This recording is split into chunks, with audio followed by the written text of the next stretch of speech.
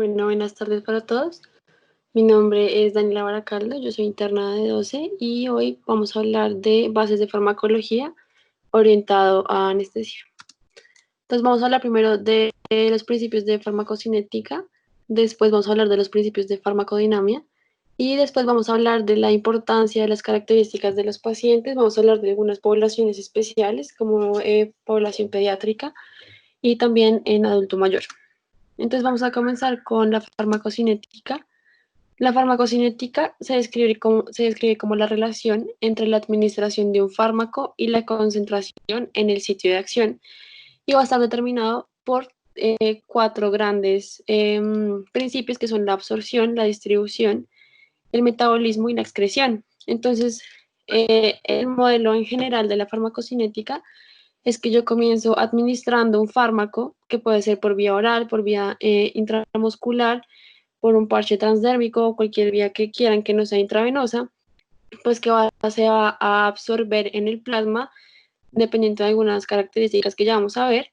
Va a llegar al plasma, en el plasma pues se va a distribuir hacia los tejidos en donde va a tener su receptor y pues puede ser su sitio de acción o puede irse a tejidos en donde va a ser guardado y también pues se puede redistribuir aquí como vemos otra vez al plasma. ¿De qué va a depender esta distribución? Pues de la unión a proteínas plasmáticas, de su estado ionizado o no ionizado. Pero entonces, como veíamos, si yo administro un fármaco intravenoso, pues lo estoy administrando directamente al plasma y nos vamos a saltar este paso de la absorción. Esta charla está muy enfocada sobre todo a los anestésicos intravenosos, por lo tanto, pues la absorción la vamos a pasar un poco rápido. Después de que se distribuye hacia los tejidos y ejerce su mecanismo de acción, pues el fármaco pues, va a ser metabolizado y posteriormente va a ser excretado. Entonces vamos a comenzar con la absorción y la biodisponibilidad. La absorción es el traslado de un fármaco desde su sitio de administración hasta el compartimento central, pues que en este caso sería hasta la circulación sistémica.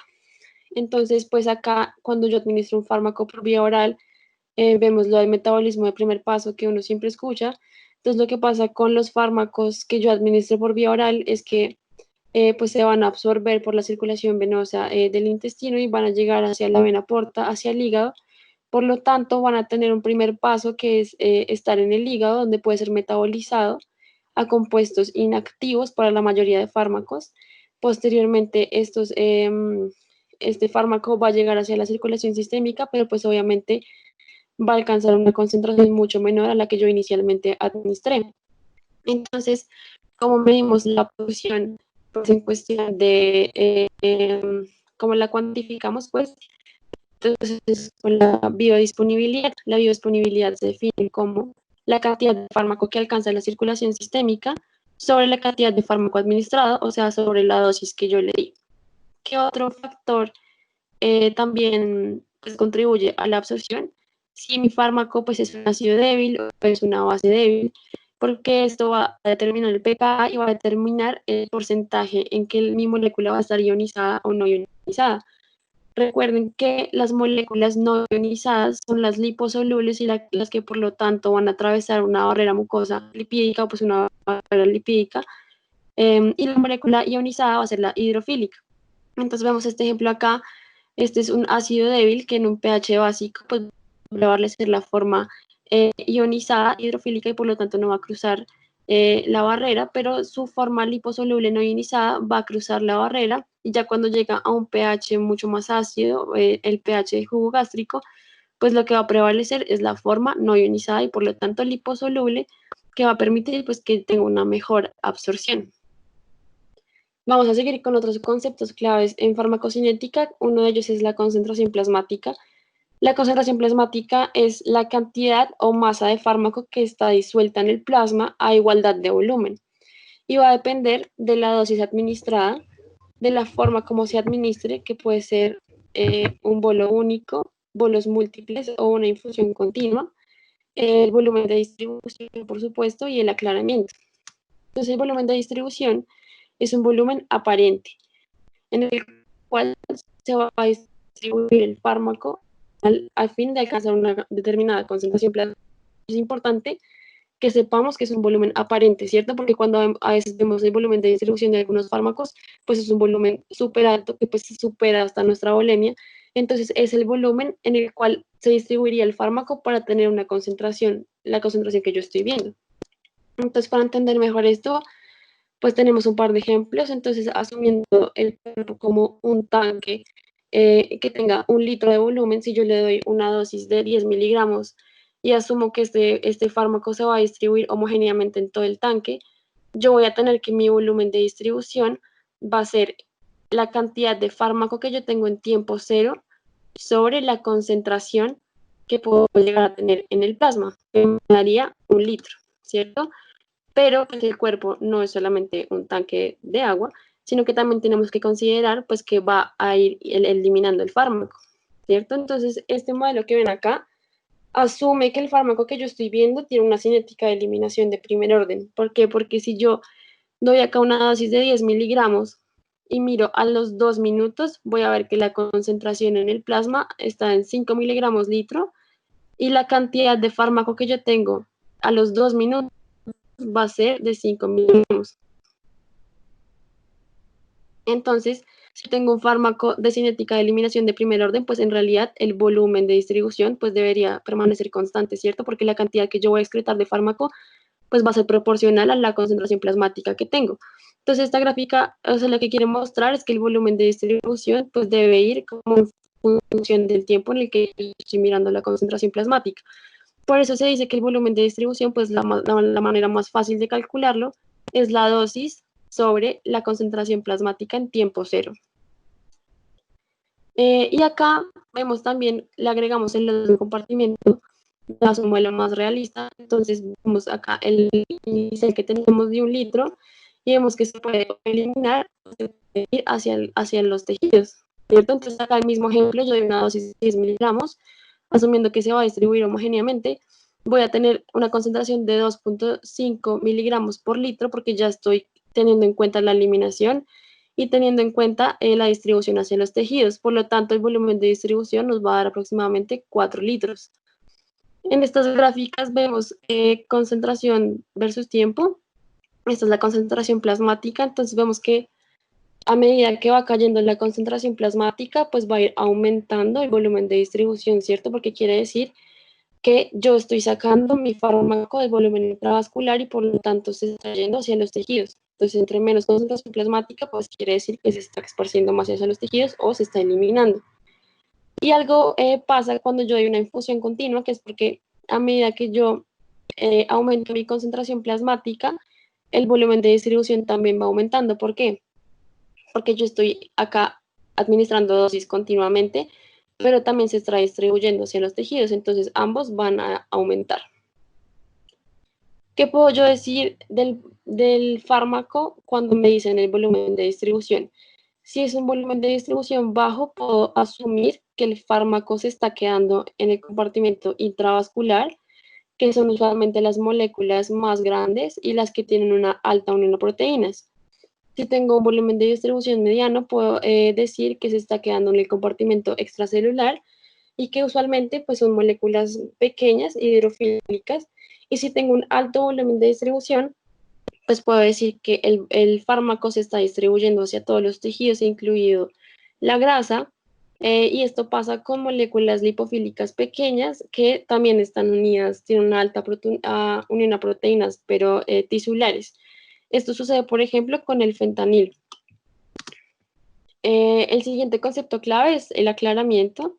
Entonces, el aclaramiento va a describir la velocidad en la que el fármaco se va a remover del plasma.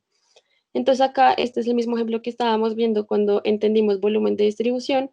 Entonces, va a haber un aclaramiento intercompartimental, que es cuando sale del volumen plasmático hacia los tejidos, y un aclaramiento sistémico, que ya es cuando sale del plasma hacia afuera del cuerpo. Entonces, para entender mejor qué es el aclaramiento, está este ejemplo que considera entonces el tanque 4 litros, cada cuadrito va a representar 1 litro y yo estoy teniendo una concentración de 64 miligramos. Entonces yo digo que el aclaramiento para este fármaco específico que tengo acá es de 1 litro en 1 minuto.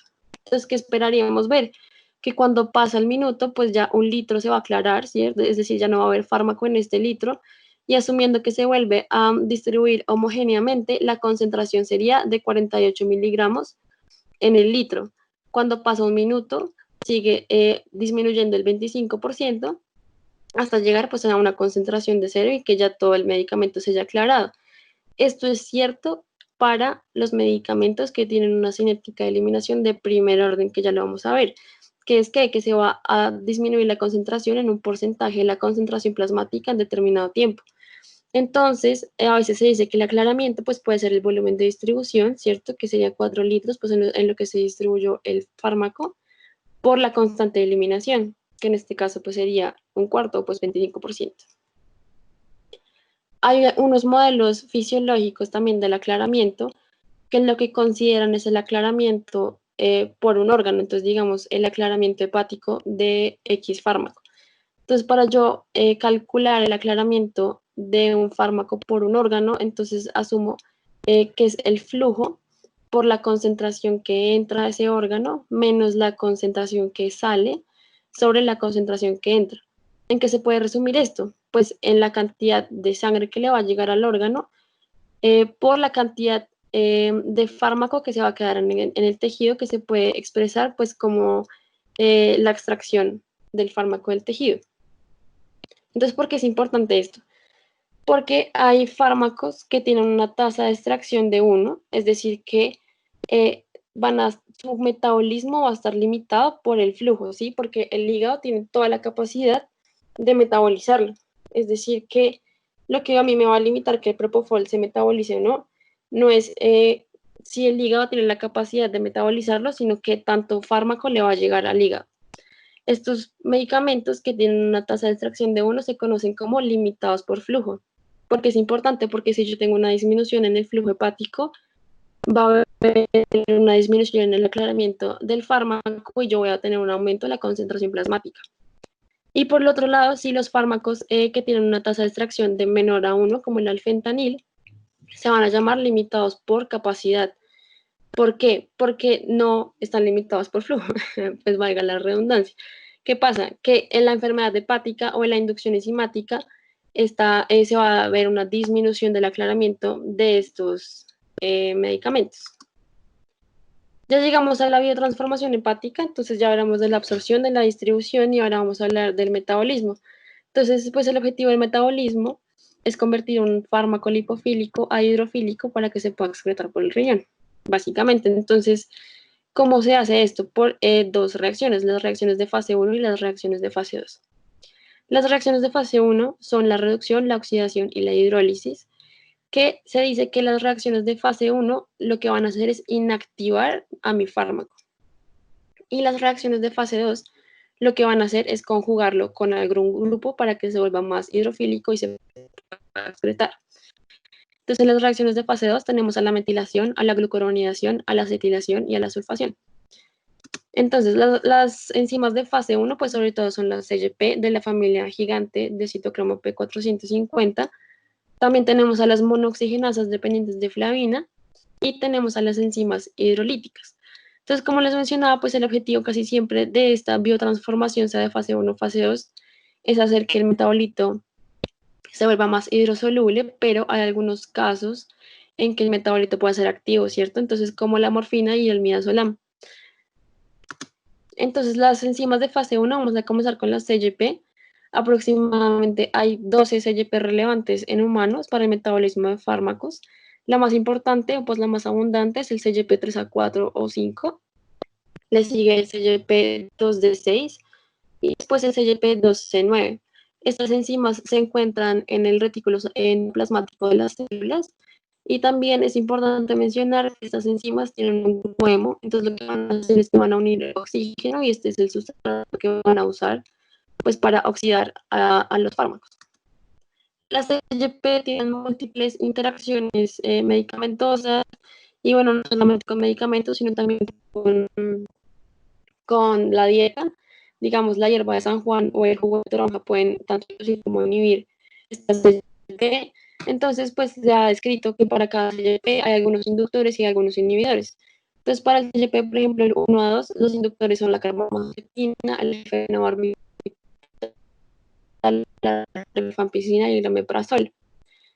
Casi todos los anticonvulsivantes van a funcionar como inductores. La fenillanina y la carbamazepina se repiten en casi todos los CYP. Tenemos los inhibidores, que son sobre todo los sólidos, el metronidazol, fluconazol, la midazolam. ¿Cuál es la importancia clínica de esto? Que, por ejemplo, si yo tengo una paciente tomando anticonceptivos orales y también le estoy dando carbamazepina, lo que va a pasar es que yo voy a inducir el metabolismo, voy a llegar a concentraciones plasmáticas, por tanto, el índice terapéutico pues no se va a cumplir y esta paciente pues podría quedar embarazada. Y lo contrario que sucede pues con la inhibición, si yo inhibo el metabolismo de un fármaco, pues las concentraciones plasmáticas van a aumentar y puedo llegar a toxicidad del mismo. Estas CYP también se van a expresar en el tracto gastrointestinal, en cantidades menores también en el pulmón, en el riñón y también en el sistema nervioso central. Las siguientes enzimas que tenemos son las monoxigenasas dependientes de flavina, que en realidad pues no se consideran como contribuidoras mayores del metabolismo de los medicamentos, porque en realidad son una pequeña parte de los fármacos que se metabolizan por esta vía y tampoco cobran una relevancia clínica importante porque digamos que no se inducen ni se inhiben como los CYP. Y también tenemos a las enzimas hidrolíticas que van a participar en la desactivación de metabolitos tóxicos producidos por los CYP principalmente. En este grupo tenemos unas enzimas que son pues, de nuestro interés, que son las carboxilesterasas, que van a catalizar la hidrólisis de productos químicos que contienen ésteres y amidas. Entonces, ¿qué medicamentos que usamos en la práctica clínica tienen este tipo de metabolismo? El remifentanil, la succinilcolina, el esmolol y los anestésicos locales, que van a ser pues aclaradas en el plasma y en tejidos por hidrólisis de ésteres.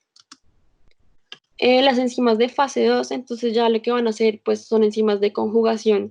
Entonces lo que van a hacer es conjugar el fármaco con algún grupo metilo, un grupo acetil, una sulfa o con el ácido glucurónico. Entonces, por ejemplo, la morfina que se va a combinar pues por enzimas de fase 2 con ácido glucurónico y va a formar el metabolito activo que es el 6-morfina glucuronida, que tiene, pues es un metabolito muy activo de la morfina, es más potente que de hecho el compuesto original. Entonces vemos la importancia de esta fase. También tenemos la sulfonación y la acetilación y la metilación. Bueno, ya pasando a los modelos farmacocinéticos. Entonces, los modelos farmacocinéticos son la piedra angular para la administración de medicamentos intravenosos. ¿Por qué? Porque nos van a dar las aproximaciones sobre las concentraciones de cierto fármaco en el tiempo en respuesta a los regímenes de dosificación. Usualmente se habla de 3 tipos de modelos farmacocinéticos, que son el modelo de compartimentos, el modelo fisiológico y los modelos híbridos.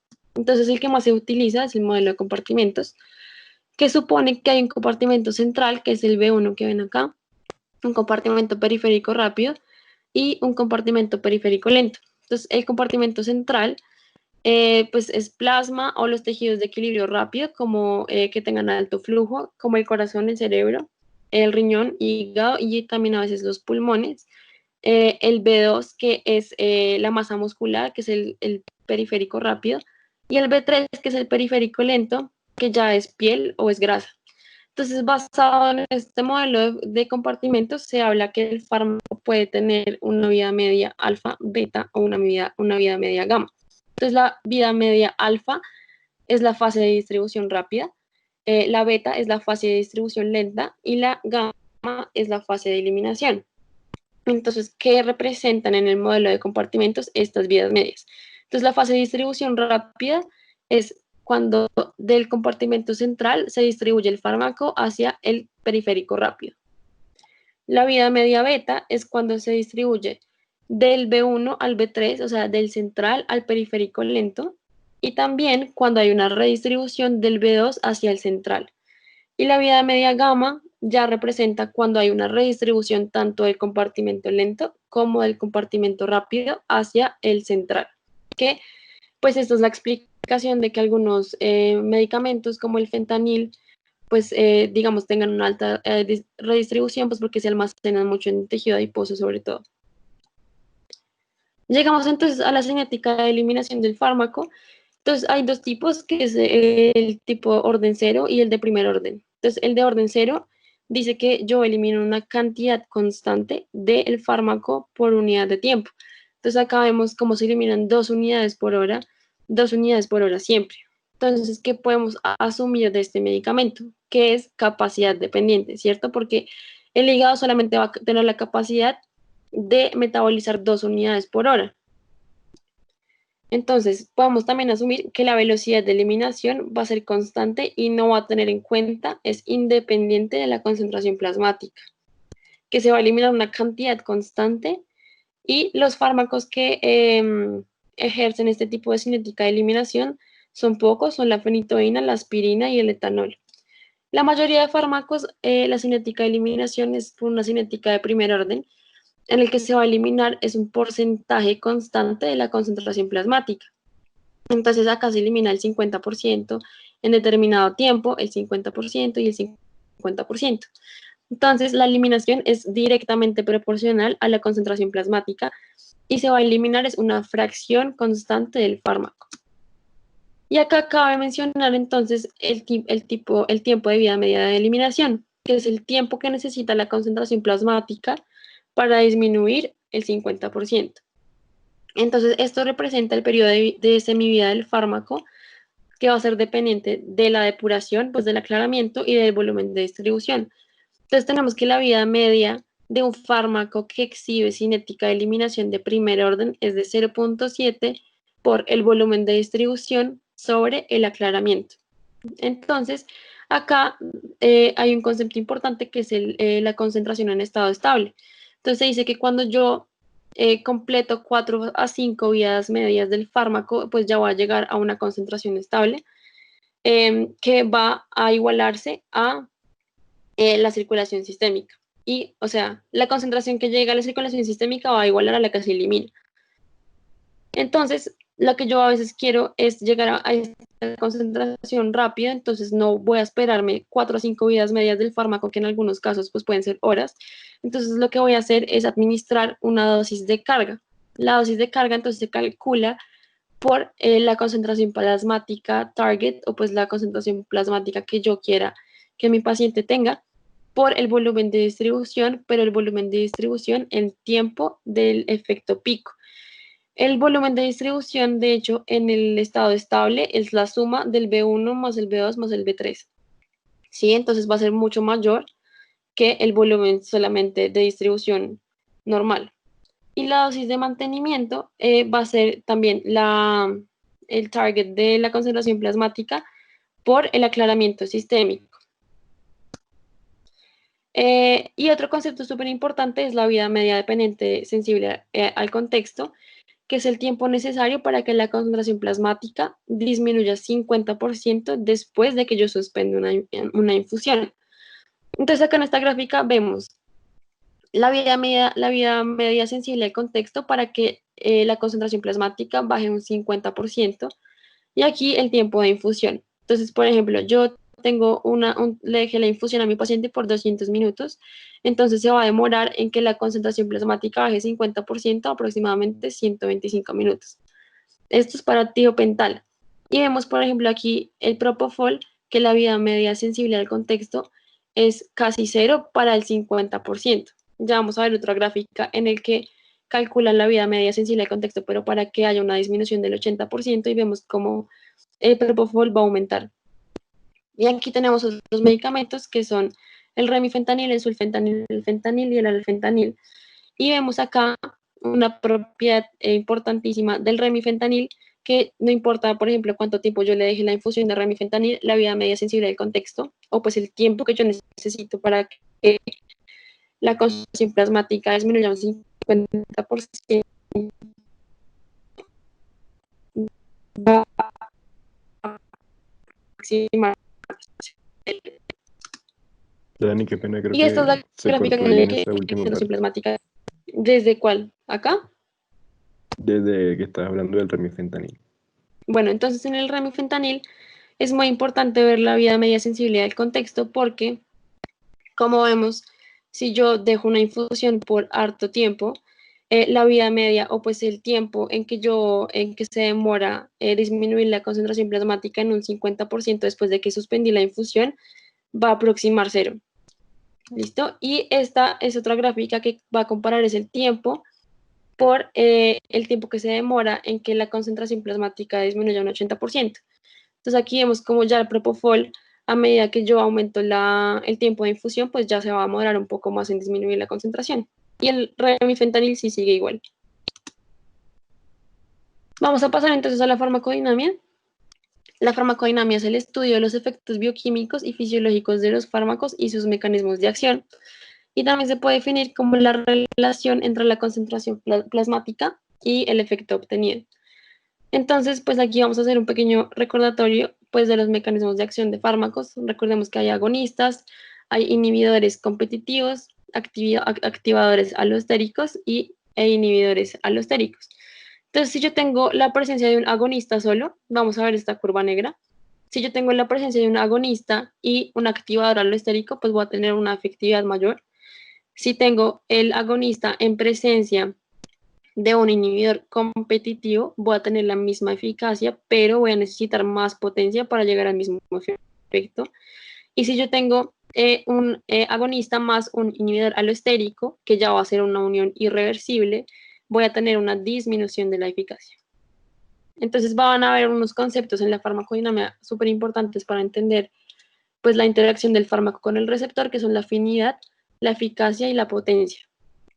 Entonces la afinidad lo podemos entender con esta gráfica que compara el Bmax, que en fármaco se puede considerar como el efecto máximo, y acá la concentración del sustrato, que se podrá pues comprender en fármaco como la concentración del fármaco. Entonces el Km es la cantidad de sustrato que yo necesito para alcanzar el 50% de mi efecto. Entonces, si yo necesito más concentración de fármaco para llegar al 50% del efecto, pues digo que tiene menos afinidad y lo contrario. Entonces, el Km es inversamente proporcional a la afinidad del fármaco por el receptor.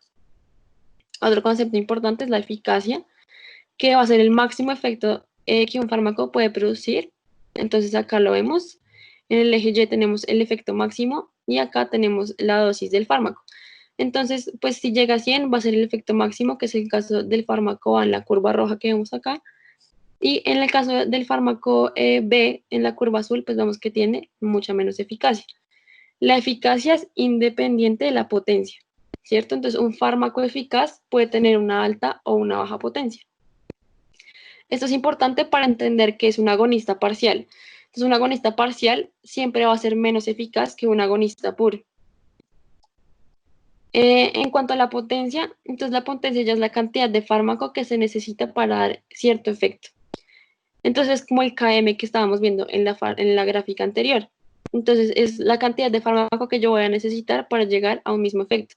Entonces, si la curva se corre a la derecha, pues significa que yo voy a necesitar más concentración de este fármaco para producir un mismo efecto. Por lo tanto, diría que el fármaco A, o sea, la curva roja es más potente que el fármaco B.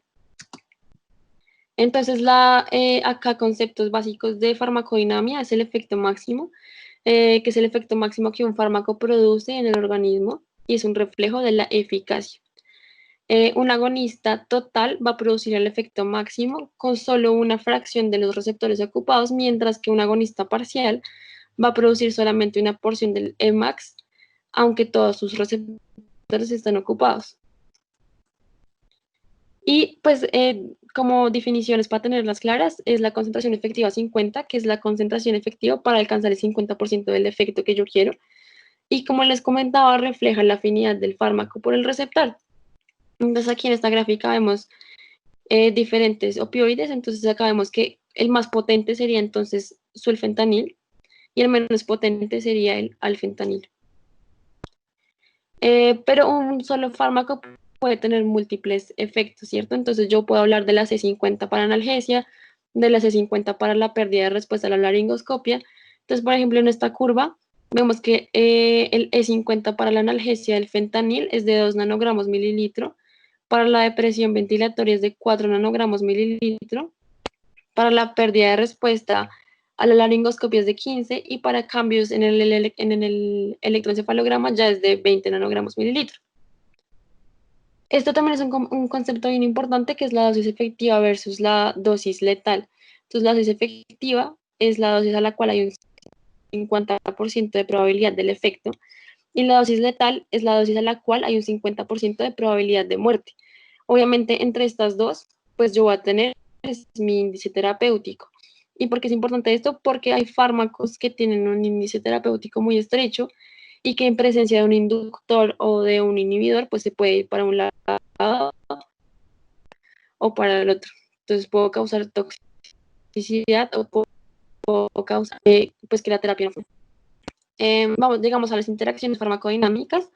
Estas interacciones son importantes porque se utilizan todos los días en el acto anestésico.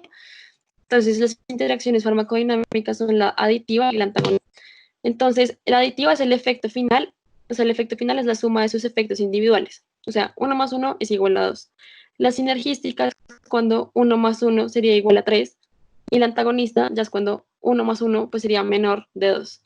¿Sí? Entonces, la aditiva usualmente ocurre en fármacos con mecanismos de interacción similares.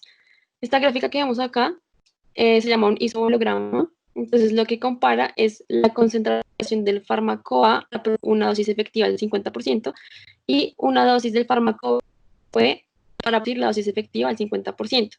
Entonces, si se traza una línea así, significa que la interacción entre el fármaco A y el fármaco B pues es aditiva, y acá te dan las concentraciones. Entonces, para yo tener una respuesta de 100%, necesito 20 miligramos del fármaco A y aproximadamente 200 miligramos del fármaco B. Si mi curva se desplaza hacia abajo, significa que hay una sinergia, porque voy a necesitar menos concentración de cada fármaco para producir un efecto del 50%. Y si por lo contrario se va hacia arriba, quiere decir que pues es una inactividad y yo voy a necesitar más concentraciones de mi fármaco para producir el mismo efecto. Entonces, ¿qué interacciones farmacodinámicas se utilizan en anestesia? Entonces, esta gráfica que muestra que cuando se combinan los anestésicos inhalados, tienen una interacción aditiva, los más a los anestésicos inhalados, tienen una interacción sinergística, excepto con el óxido nítrico, y que las interacciones en opioides y psicosidantes también tienen una acción sinergística, excepto la ketamina más las benzodiazepinas. Entonces, ¿qué interacciones prototípicas se utilizan todos los días en el acto anestésico? Dime. Creo que se trabó un poquito cuando empezaste a hablar de la sinergia. Desde acá. Sí. Bueno, entonces estamos hablando que la sinergia es una interacción farmacodinámica importante porque la vamos a utilizar casi todos los días en anestesia. Entonces, pues se sabe que siempre hay una interacción sinergística entre los agentes intravenosos y los anestésicos inhalados, excepto con el óxido nítrico, y que también van a haber una interacción sinergística entre las diferentes clases de fármacos intravenosos, sean opioides, sean hipnóticos y sedantes, van a tener una acción sinergística entre ellos, excepto la ketamina y las benzodiazepinas. Entonces, vamos a tener unas interacciones que se utilizan todos los días y se aprovechan de esta sinergia, que son los anestésicos volátiles y los opioides. Es una sinergia anestésica muy utilizada, casi que todos los días. Y lo que va a hacer es que va a reducir la depresión hemodinámica asociada a las concentraciones altas de anestésicos volátiles y también van a disminuir el retorno tardío a la ventilación espontánea, pues porque yo voy a necesitar menos dosis de cada fármaco para llegar al efecto que quiero. Otra sinergia que se utiliza casi todos los días es el propofol y los opioides. Entonces se ha visto que en la anestesia total intravenosa el propofol en infusión se combina pues con un opioide IV para lo mismo, para tanto disminuir los efectos adversos de los opioides y para tener que administrar una menor concentración de propofol. Bueno, vamos a hablar rápidamente de los receptores de importancia en anestesia, pues que son los canales iónicos. Este es el canal nicotínico de acetilcolina, pues que va a tener dos subunidades alfa, una gamma, una beta y una delta, que va a necesitar que se unan dos moléculas de acetilcolina para que se abra el canal de sodio. Tenemos el receptor de GABA-A, que es un canal de cloro, que va a tener dos subunidades beta, dos alfa, una gamma, y pues que va a tener diferentes sitios de unión, tanto para los anestésicos volátiles como para las benzodiazepinas, para el propofol y para el etanol. Y el receptor de NMDA, que el sitio de unión donde se une la ketamina es el sitio de la fenilciclidina y es un canal iónico tanto de sodio como de calcio, pero también de potasio. Otros tipos de receptores pues son los acoplados a proteínas G. Hay receptores acoplados a proteínas G, S de estimulante y de inhibitorio, o también proteínas GQ, que ya les vamos a ver. Pues estos cobran bastante importancia, pues porque casi todos los receptores adrenérgicos, el beta 1, beta 2, beta 3, son GS, el alfa 2 es GI, y lo que funcionan son receptores que tienen 7 dominios transmembrana y pues están acoplados, como su nombre lo indica, a una proteína G que después de una cascada de segundos mensajeros va a llevar a un aumento del AMP cíclico, a la activación de la proteína quinasa A y pues ya va a llevar a sus efectos fisiológicos que pues va a terminar en un aumento del calcio intracelular en el corazón y va a tener una inhibición de la interacción entre la cadena ligera de la miocina. Y los acoplados a proteína GQ son el H1, el alfa 1, el B1 de la ADH, el muscarínico 1 y el muscarínico 3, que lo que van a hacer es activar la fosfolipasa C, que después pues va a llevar al aumento de diacilglicerol y inositol 3-fosfato, y esto va a terminar en el aumento de calcio intracelular en la contracción del músculo liso. Y ya para terminar tenemos las poblaciones especiales. Entonces van a haber factores que afectan la farmacocinética y la farmacodinamia, que pueden ser el género, la exposición crónica a opioides, benzodiazepinas o alcohol, la enfermedad renal hepática, la pulmonar o la cardíaca, la deshidratación, la edad, el índice de masa corporal, la pérdida sanguínea. Entonces vamos a hablar de la población pediátrica primero, que tiene distintos parámetros, tanto farmacodinámicos como farmacocinéticos. En la farmacocinética, la absorción en los neonatos y lactantes, el vaciamiento gástrico va a estar disminuido, el aumento del uptick de los anestésicos volátiles va a estar aumentado y la absorción percutánea también va a estar aumentada. Entonces, casi que la absorción en los niños aumentada.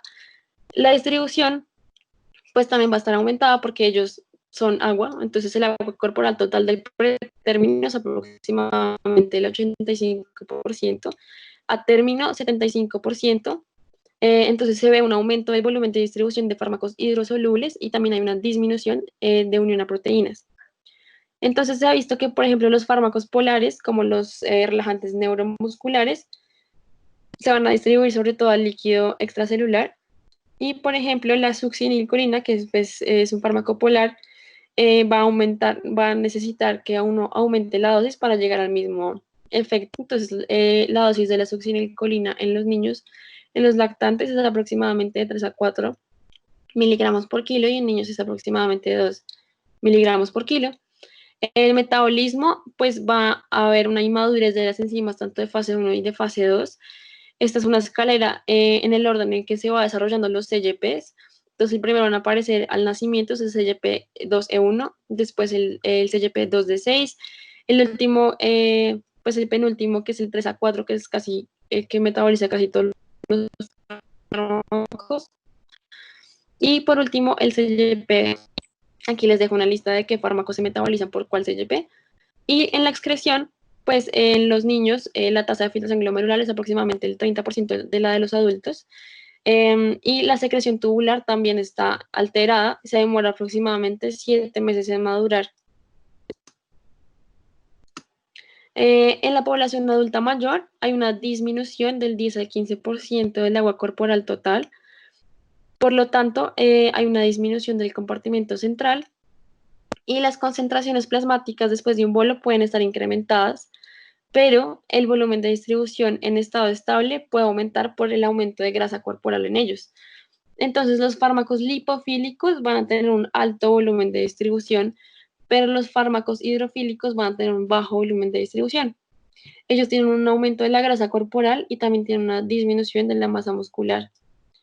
Y también importante para los fármacos dependientes del flujo hepático, como el propofol, hay una disminución del flujo hepático en un 20 a un 53%, y también hay una reducción de la masa hepática entre un 11 y 36%.